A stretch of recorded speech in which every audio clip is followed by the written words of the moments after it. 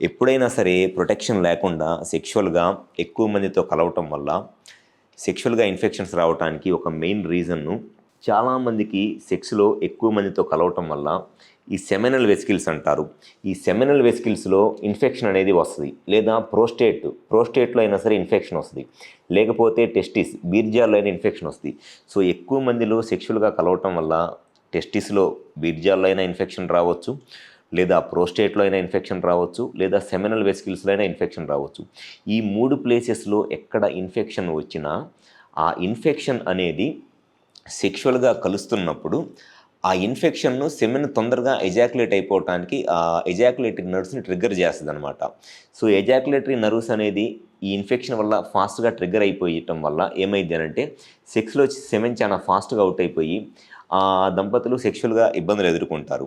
And ఈ infection వల్ల వచ్చే ఇంకా ఫర్దర్ కాంప్లికేషన్స్ ఏమిటి అనంటే, ఒకవేళ టెస్టిస్లో కానీ ప్రోస్టేట్లో కానీ లేదా సెమినల్ వెసికిల్స్లో కానీ ఇన్ఫెక్షన్ ఉంది అనంటే ఈ ఇన్ఫెక్షన్స్ వల్ల వీర్యకణాల కౌంట్ తగ్గిపోయిద్ది, వీర్యకణాల కదలికలు తగ్గిపోతాయి, వీర్యకణాలు ఎక్కువ చనిపోయిన వీర్యకణాలు ఉంటాయి.